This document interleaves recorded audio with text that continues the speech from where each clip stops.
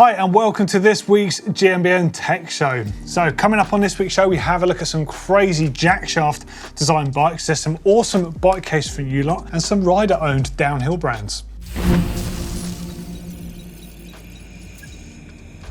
So straight into the show, and let's talk about some rider-owned downhill brands. Now I'm probably going to start this and you might be thinking, oh, Atherton bikes and things like that, but well, we'll get there. What I want to talk about here is Nico Mullally.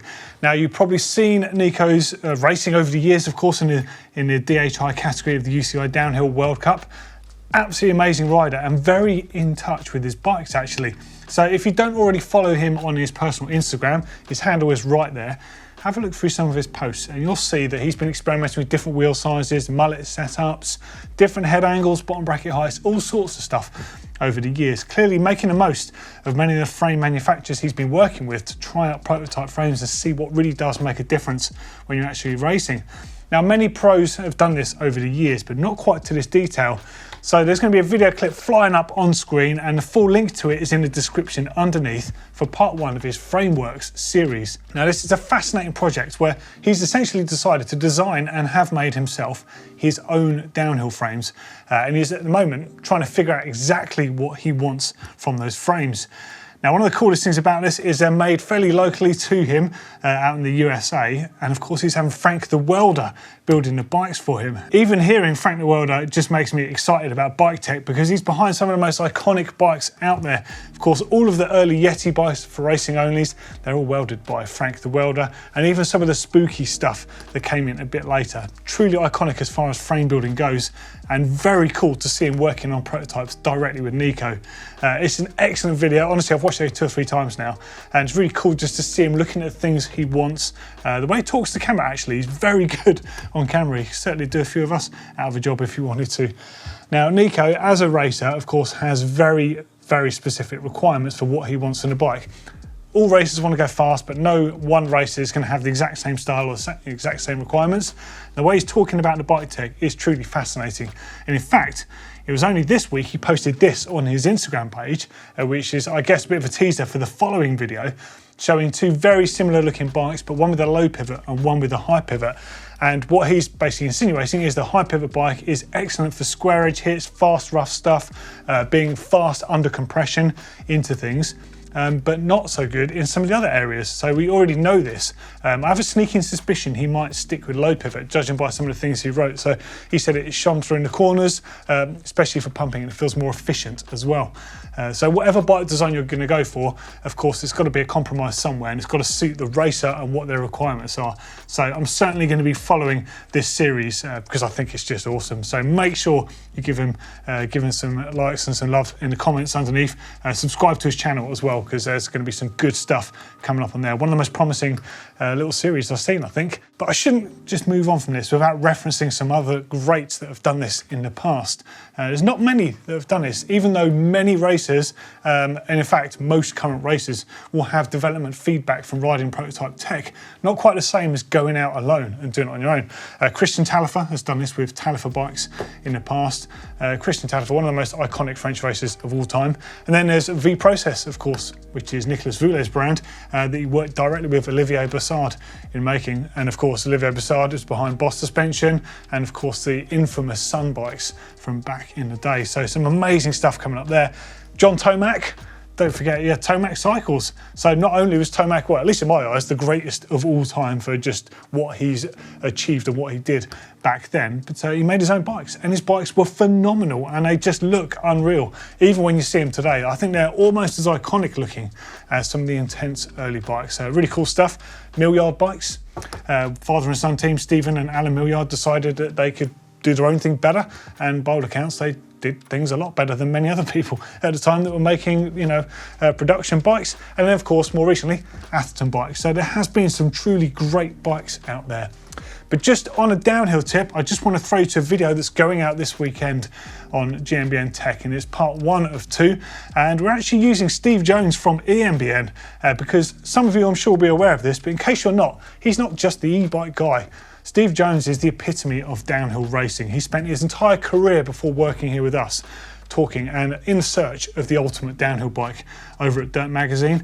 And what he doesn't know about downhill bikes and downhill racing just isn't worth knowing, to be honest. So keep an eye out for that series dropping at the weekend on Tech. I promise you, it's got some really cool stuff in there. Okay, so let's jump into news, starting with a brand new pair of clipless shoes from skatewear and BMX wear company Etnies. Now, you might have seen this coming a while off, given the fact they've been launching some flat pedal bias shoes with some sticky rubber soles and that sort of stuff. Brandon Semenuk and various other people have been seen repping them. But this, as you can see on screen, this is their Camber CL, standing for clipless.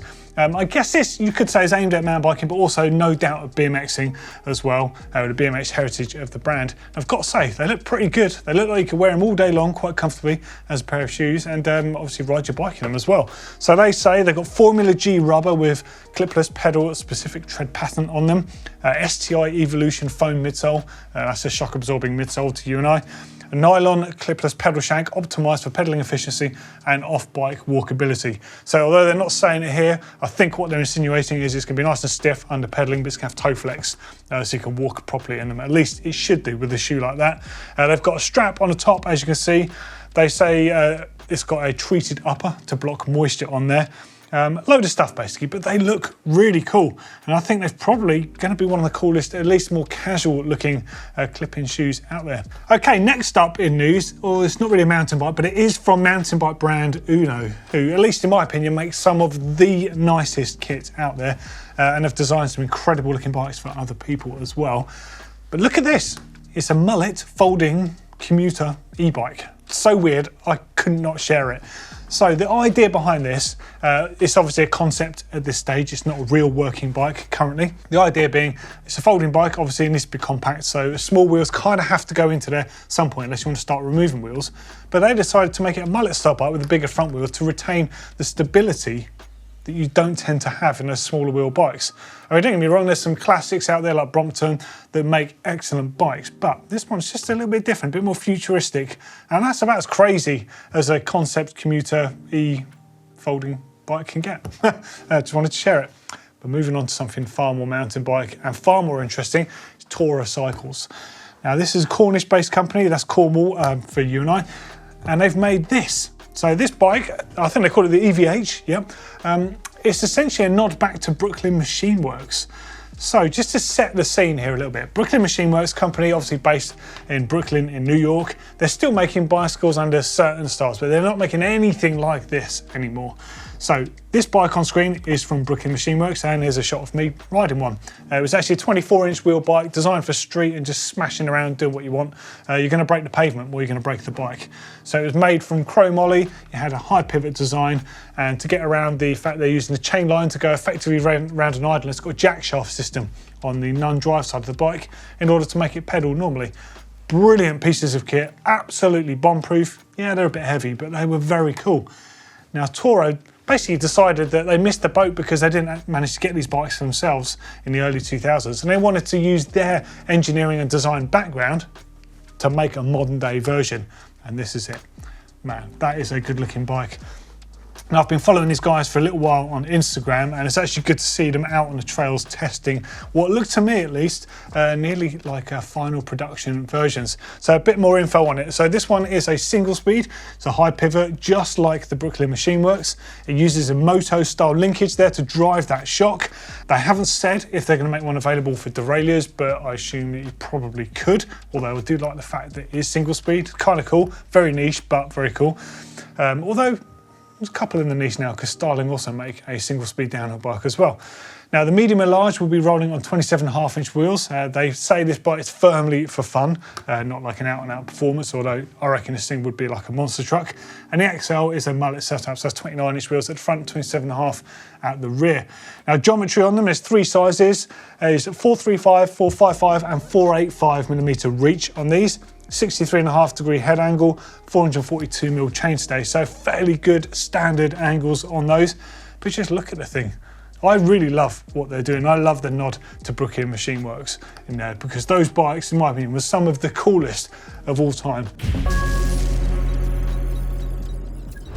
Okay, so let's jump into comments from last week's show, and looking through them actually, there's one that even Josh Cameraman said at the time of filming about the Athertons. When I was looking for GT or Gary Turner, a lot of you said Max Commissar or Commissar bikes, which is absolutely true, but I was fishing for the GT one at the time. William Fowler said, I got all 3 quiz questions right, but Doddy also gave a different answer to question 2. The Athertons rode for Commissar, named after the founder, Max Commissar. Indeed, yeah. Dan Tom says, thanks a lot for the interesting content. I heard a lot about gearboxes and the pros and cons. Why isn't a hub, gearbox, roll-off, etc. used at where the idle wheel sits on high pivot bikes? Connection to the cranks, non-drive side, and they're connected to the rear hub by a belt. I guess some adaptations to be made at the gearbox, but system's already there and works. Okay, so there are a few people who have done exactly this. So there's a brand, I think from New Zealand, called Laha. I don't even know if they're still around anymore. They made a high pivot bike using the roll-off hub in exactly that configuration that you're talking about. I don't even have an image to show you, but I'm sure if you looked on Google Images, you'll find one. Crazy looking bike, almost like a bit of a praying mantis front end with tiny little wispy rear end on it. But rumour is they were incredible at the time. And also, a few weeks back on the show, I forget now, we've made so many, I referred to a bike called the GT IT1. Now it's an internal transmission one. They used a Nexus hub in exactly that configuration. In fact, here's a shot of it and the prototype that came a bit before it. 10 years before, in fact. But yeah, people have done it. I guess the point is that those hubs are quite heavy and probably not optimal using a hub that's designed to be laced into a wheel for its parts, but it's still a great way of using a system that's already there to make a good bike. I think it's quite cool. Anyway, Zonaskar says, Dave Turner of Turner Bikes used to make a similar bike to the K2 Razorback called the Stinger. He did. Oh my God, completely forgotten about that. Wow, Turner, great bike brand. Actually, K2 licensed a design from Turner, although the Stinger did use a real horse link design. Also, the first Scott Genius used a pull shock. Yeah, it did. Wasn't it that weird double shock, like an equaliser, I think it was called, wasn't it? And classic Scott to have like a twin lockout or pop lock type thing. I can't remember what they called their one, where you could flip it into 2 different travel modes with the 2 different length shocks. Crazy piece of kit that. Yeah, very cool though. Chris L says the Antidote Dark Matter is fire. Yeah, I agree. It's funny, it's one of those brands that people really, really like. Jonesy absolutely loves them. He thinks they're like the most, probably the best looking downhill bikes out there. In fact, there's a question for you, for anyone. What is the coolest looking current mountain bike? Say current, it could be next year's bike, but you know, around this time frame. Any genre goes. What is the coolest looking? Be superficial here. We're not looking for an out-and-out performance. I'd say that Antidote Dark Matter's got to be in the top 10 for sure. That is one of the best looking bikes ever. I'd love to know what people think. Kieran Graves says, I remember 13 years ago, MBUK was featured on the Gadget Show, and I'm sure Da Vinci were on How It's Made. Oh yeah, of course. I mean, I was in that. We were in the wrecking crew and we were testing crappy bikes with Jason, the guy with the glasses. That was really cool to see how they film. I remember being quite frustrated at the time because I was thinking, this is great, we get opportunities to go on TV, and basically we just sat around getting cold all day and we were just in it for like, 20 seconds or something crazy, but hey, that's the world of TV. And Da Vinci were on How It's Made as well. Okay, I'm gonna have to look that up. I think it's wicked we see bikes and stuff on TV. And last one is from Big Bird. This one is a really cool sort of analogy here. Says, Doddy, on the pull shock topic, imagine if the shock is a piece of rope in your hands. If you actuate it with your hands, a push shock wants to deflect to the side, like the rope would move. Now actuate the pull shock, and all it wants to do is be straight. So a push shock frame needs to be built heavier than a pull shock in order to avoid flex. A pull shock bike still needs to be stiff enough to ride well, but it doesn't have to be overbuilt to keep the shock in check.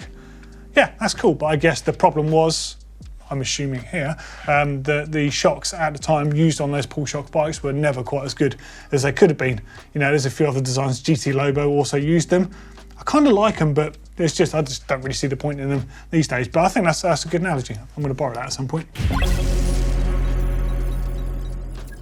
Okay, we're getting all Jackshaft in the quiz this week. So we've got 3 loose Jackshaft associated questions.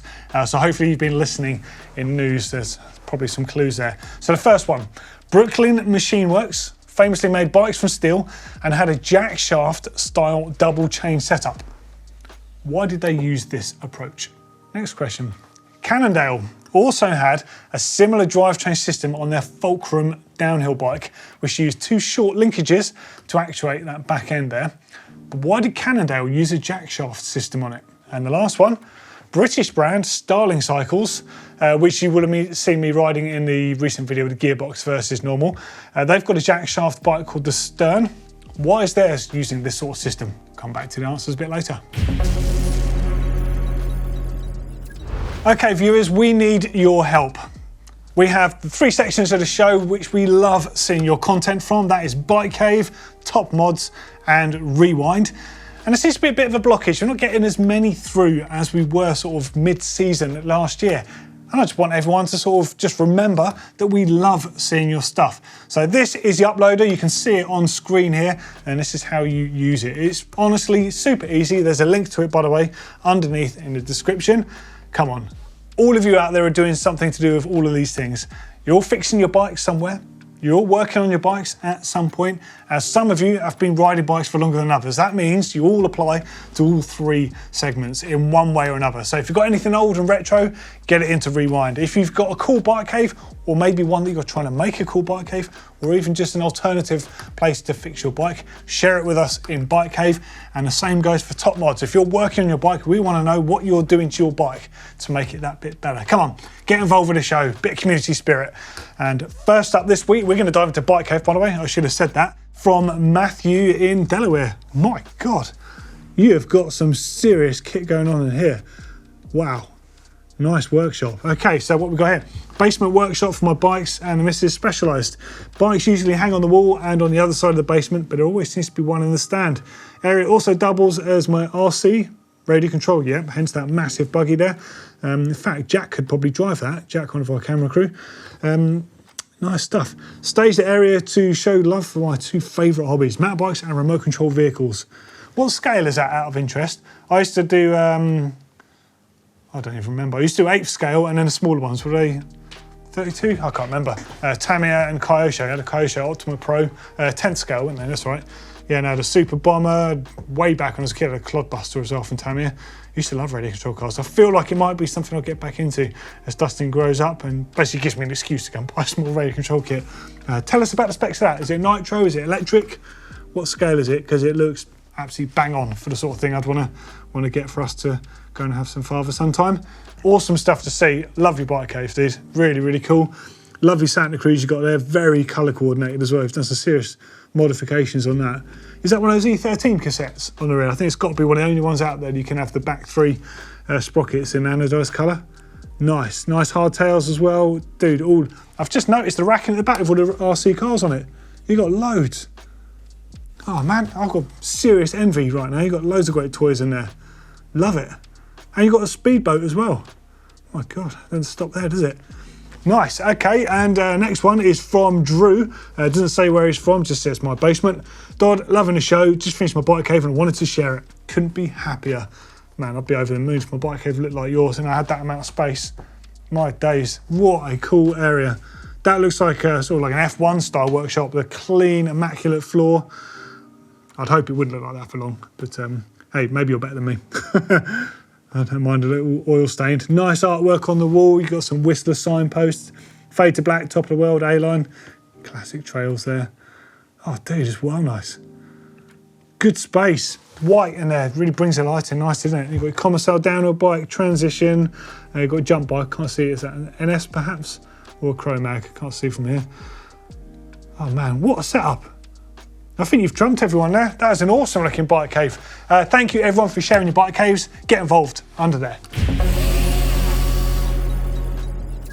Okay, now slide across into Top Mods. So all about the modifications you make to your bike, your wife's bike, your husband's bike, your son's bike, your daughter's bike, anyone's bike, your mate's bike, doesn't matter. Whatever it is, we want to see it. And this picture is a winner straight away. So this is Chris with his, I guess his son, Johnny, age 10. Got all new parts for Christmas, built this up with my dad. Okay, so this is Johnny sending this in, sick. Nothing on the bike is stock anymore. I love that. You've gone to town with the colour coordination. Am I guessing that red is your favourite colour? Judging by the fact that your bike is black and red, you're wearing black trainers, black jeans, red t-shirt, red helmet. Pretty dialed, I think. Looking awesome, mate. So good. Love all the details on there. Completely changed everything on the bike. It looks amazing now. Isn't it funny that you can really completely change the overall look of a bike with cables and some detail and stuff on there? Seriously nice. Love it. Good work. Next up's from Christopher in Wisconsin. Picked up a used Trek MT60 for $20. Built it from rebuilt from the frame up. New stem, bars, grips, levers, brakes, cables, pedals, chain. About $80 in parts all in. So not bad. I tell you what, that is a decent effort. That is not a bad piece of kit. Look at that. Nice. Absolutely love it. And it's just like matches your bike perfectly. So you got a little mini one, like mini me bike. That is so rad. I can't wait to get involved doing little custom builds for Dustin. So good. Love this stuff. Love it. Right, next up is from Milt in Substewart State Park Trails, wherever that is. Looks amazing. Love all the sort of old man's beard on the trees and all the sort of greens. 2017 Sousa Cutthroat with Hope brakes, full mountain, SRAM drivetrain on drop bars. Out on a normal winterish ride. Pretty cool looking bike actually. See, a little while ago I probably would have mocked the bars, but I kind of like them now. Yeah, make me feel, remind me of that daft bike I built. So yeah, I'm definitely looking at doing some more gravel based stuff, but yours looks a bit more like a monster cross bike. Looking at the setup on there. Hey, it's nice, looks awesome. Awesome stuff. Thank you everyone for sending your entries in. Okay, quiz answer time about those Jackshaft bikes. So the first question, just a reminder, was Brookly Machine Works made bikes from steel and famously had a Jackshaft style double chain setup. Why did they do that? Any clues? Well, they wanted to have a huge travel bike that was monstrously strong with a high single pivot on there. They had the motor style linkage to drive that shock, but of course, running a pivot that high up, you've got to run a chain somehow around that. So what they did was they ran a chain all the way to the pivot, and then the opposite side of the bike, they had a jack shaft with a chain going to that and then down to the sprocket. So similar fashion to having a high pivot bike with an idler wheel. It's a different approach using the jack shaft. Immensely strong, pedalled unbelievably well, considering how heavy they are, and it just looks awesome. A couple more shots for you on screen there. What a cool looking era of bikes, and really pleased actually, going back to news that Toro are sort of revisiting that sort of look. Next up was Cannondale had a similar drivetrain on their Fulcrum downhill bike. This is the bike, which used two short linkages to manipulate the back end. Why did Cannondale use the jack shaft? Because it's not a high pivot. Any clues? Anyone get it? Essentially, it was to make the bike pedal exactly how they wanted. Now, bearing in mind, in the 90s and the 2000s, downhill racing was growing at such a furious rate and the courses were changing so dramatically that one week you could be on a technical course, other weeks you could be on a seriously fast course. As a result, you might notice if you look back at downhill bikes, even 10 years ago, chainring sizes were bigger than they are today.